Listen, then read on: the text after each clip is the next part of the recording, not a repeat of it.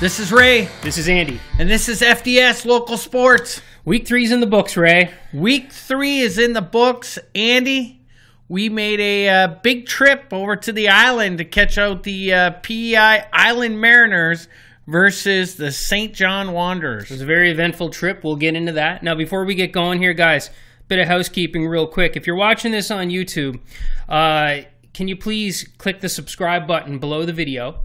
And if you're watching it just as a video embedded on our webpage, which we appreciate, if you could take some time at some point to click over to YouTube and subscribe to our channel, we would really appreciate it. What does that do for you? It notifies you basically anytime we post a new video, which you don't really need because we're going to notify you anyway. So at the end of the day, does it do much for you?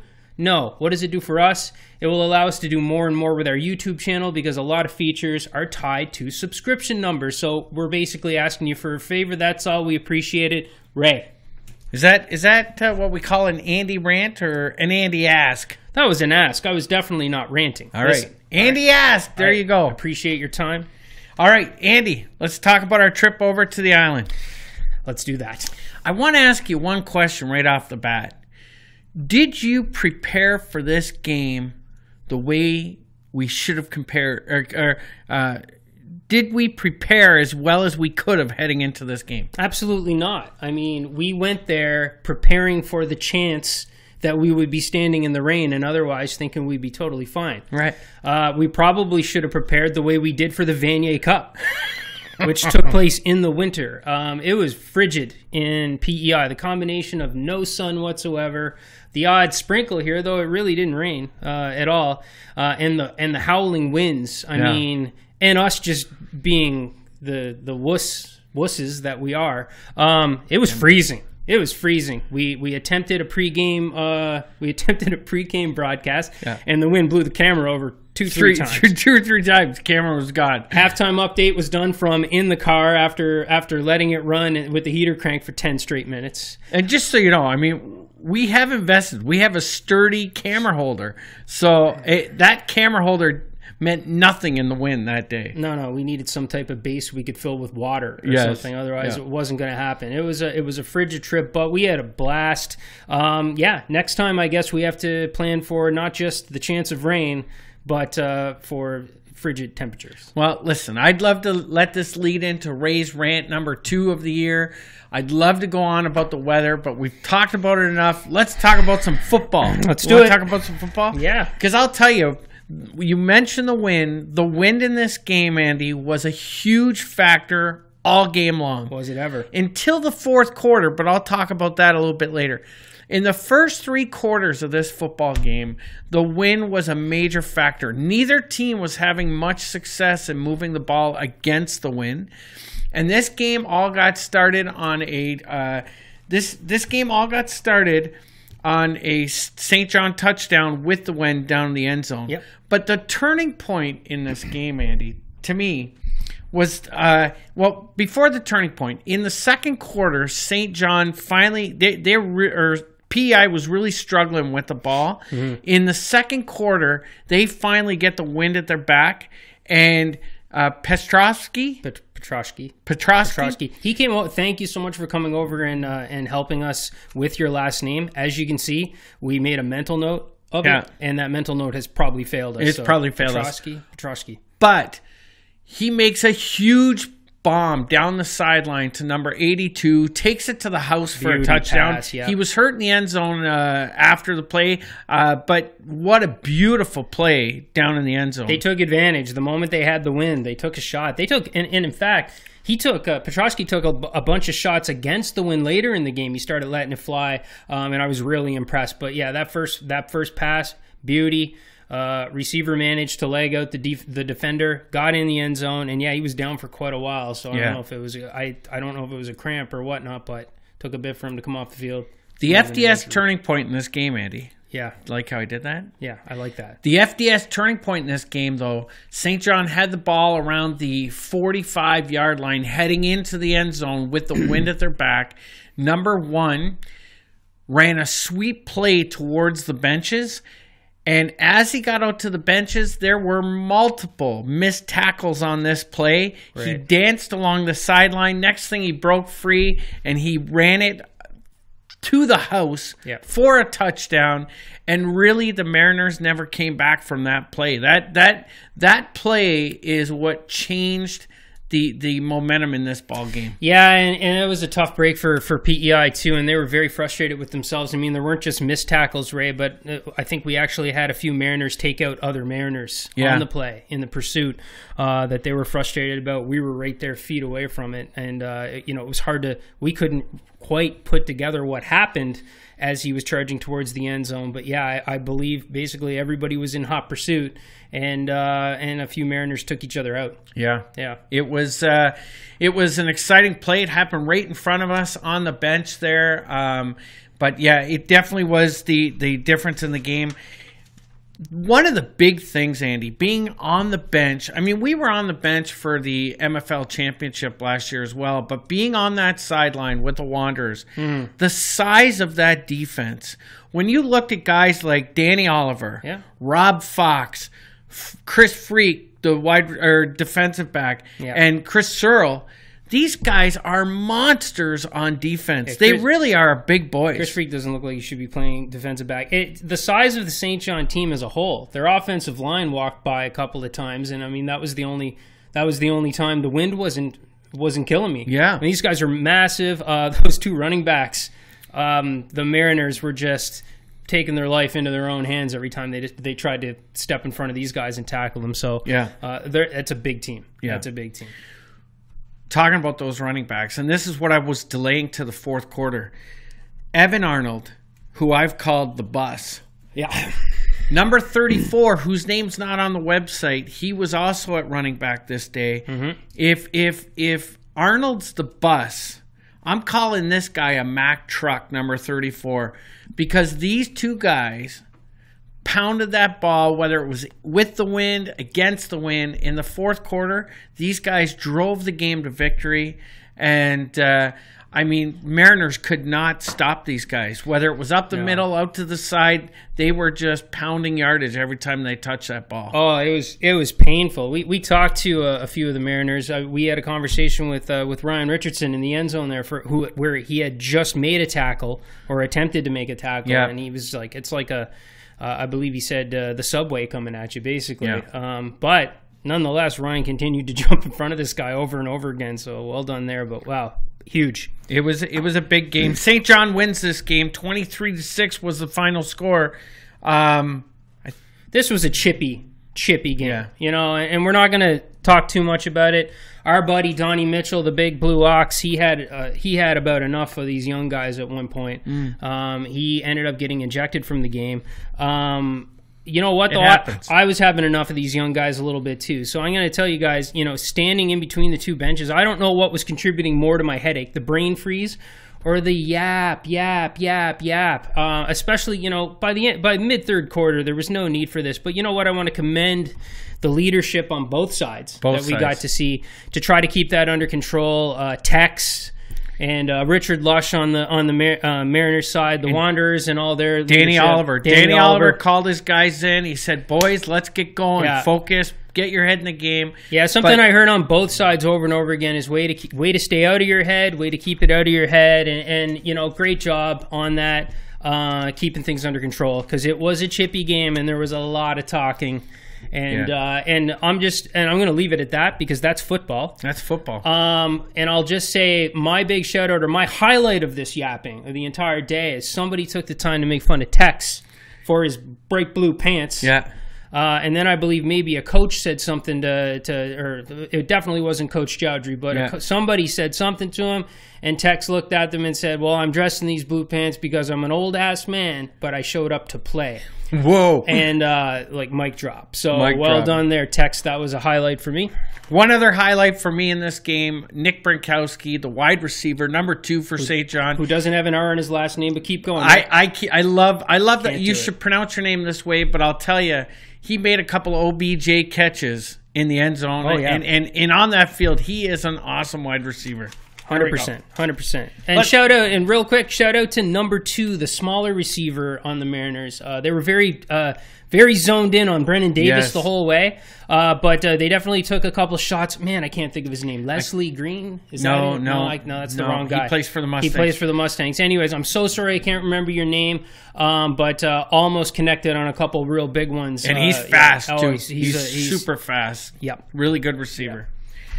Let's move on to the Mustangs. Let's do it. This is the first MFL game that since we started covering, where we haven't seen the Mustangs playing a game. And right off the bat, I got to tell you, I've heard some exceptional comments this week about the Rogers coverage. Oh, good. Yeah, I heard some exceptional coverage or exceptional comments. The cameramen did great. Chris Corey, I hear you're an awesome color guy or play-by-play, whatever it is. I haven't got to see the game, but I heard Chris Corey did fantastic. So Great job there. Andy, let's talk about this game real quick. This game kicked off with your favorite play in Canadian football. Ben George puts the first point on the board with a 55-yard rouge. 55 yards. Yeah. That's an awesome rouge right there. Dan Comfort comes out in the second quarter, throws a touchdown, 12-yard touchdown to Brady Newcomb. Also in the second quarter, Halifax comes back, puts up 6 points of themselves. Lucas Brocklehurst throws a touchdown to Eugene McManus, which we mentioned that kid's name a lot. Yep. But here's where the momentum changes. And I talk about this stuff all the time on our regular podcast. An extra point after a touchdown, Andy, is a big play in the game. I know if you kick it, it's only worth 1 point. But when you fail to convert on a convert, it changes the momentum of a football game. And that's exactly what happened to Halifax here. They missed the convert. Yep. And the score ends up being 9-6 at the half. Tight game at the half, but in the second half, Aubrey Ellis comes out, runs for a touchdown, and then in the fourth quarter, we talked about this guy already, Israel Ilunga. Yep. Good job on that. I think that's about right. I think I did pretty good there. Yep. Interception, pick six from 60 yards out, Andy, takes it home for a touchdown, and the Mustangs never look back after that and win this game 23-6. Yep, and the Mustangs handed out their awards, and you've already named everybody on them, so we'll quickly do it. Offensive Player of the Game, Aubrey Ellis. He's no stranger to that. He had a $133 and a touchdown. Yeah. Israel Ilunga. We'll ask him next time. Pick six. He had 3 interceptions in the game. 3 interceptions in the game. Crazy. And the defensive touchdown. Ben George, of course, he had the rouge. He didn't need all the other stuff, though. He racked that up as usual. But the rouge right away, you're my special teams player of the game. The linemen of the game, there were 2 of them, Blake Allen and Jarek McWilliams. And the heart and hustle, Brady Newcomb. So, all right. Listen, in this game, we already talked, Ilunga had 3 interceptions. Bobby McIntyre also had an interception. That's 4 interceptions for the game. Don't forget, Halifax is using 2 quarterbacks. Now, again, I didn't get to see fully if they had all 4 quarterbacks playing in this game, or all 2 quarterbacks. But do you think having multiple quarterbacks playing in a game is helping or hurting the Halifax Harbor Hawks? Yeah, Ray, I mean, we don't know how much they were using those 2 quarterbacks. We weren't here for the Mustangs game. We're going to check out the tape, and we'll decide. We're definitely going to see them live at least once this year for certain. So we'll have to decide at that point. I don't know if it's playing a big factor or not. All right, well, let's look into that. For now, let's talk about the big game between the 2 expansions teams. The Nova Scotia Buccaneers were in St. John to take on the Southern New Brunswick Ducks. In KV area? Yeah. Is it in St. John? St. John basically? Valley. St. Awesome. John Valley. Yeah. The Bucks at the Ducks. The Bucks just rolls at the off Ducks. the tongue. It's an instant classic. I mean, I want to buy tickets just hearing that. Do you? Bucks and Ducks. You heard that, guys. Let's do it. All right, you heard that. Let's get into it. Let's go. All right, so we got some notes from head coach Leighton Peck. So at the half, to begin the game, the Ducks go up 7-0 on a pick 6 from Jeremy Miller. Now Jeremy Miller, Ray, is still in high school. So this guy's still playing for KV High. Crazy. Pick 6. They go up 7-0. There's some back and forth for the rest of that. At the halftime, the Bucks were actually up 10-8. Wow. Starting quarterback now. Coach Peck, texting. I'm not sure if texting is his strong point. There were a few typos in here. So the quarterback is either his name is actually Cated, which is a name I've never heard before. Maybe it's Caleb. Laming. So anyway, the quarterback, Laming, their starting quarterback, he went down in the first half. So, oh, really? Yeah, so Paul Stewart had to finish out the game. He finished that thing out tough, and basically what took the Ducks home was their strong running game. The running backs took over from there. Lingos, Marino, and Fleming. Fleming apparently is known as the muscle hamster. I believe that's a former nickname of Doug. Was it Doug Martin? Doug somebody from the NFL. He hated that nickname, so I hope this guy likes it. They ran it home. The MVPs of the game from Coach Peck, Jeremy Miller, Okie Kaepernick, and the entire offensive line. Wow. Now you should have some. Do you have some stats for us on the Bucs side of things? I got a couple things for you. Running back Cam Robichaud, he ran for 20 plus yards and a touchdown. Mm-hmm. Wide receiver Quintrell Provo. That's a great Provo. It's still a good name. 50 yards receiving and a touchdown. And at cornerback, Mitch Kays had 6 tackles for the defense. Yep. But you know what? We talked about those running backs for the Ducks. Yeah. And that young running back, the former rugby player or still rugby player. He's a kid to watch this season, and it sounds like he had a big day on Saturday. And the Ducks get their first win, 24-20. And again, that was their first defensive touchdown of the season as well. So there's a lot of firsts for them. The Bucks put up a big time fight. Again, it was a close game. The Bucks were leading at half. So the Bucks first win is coming as well, for sure. And it's nice that these two expansion teams kind of kick off a little bit of a rivalry with their first game against each other. Yeah. And I think this is going to be interesting moving forward. Awesome. Well, I look forward to hearing more about those two teams. Let's talk about standings real quick, Andy.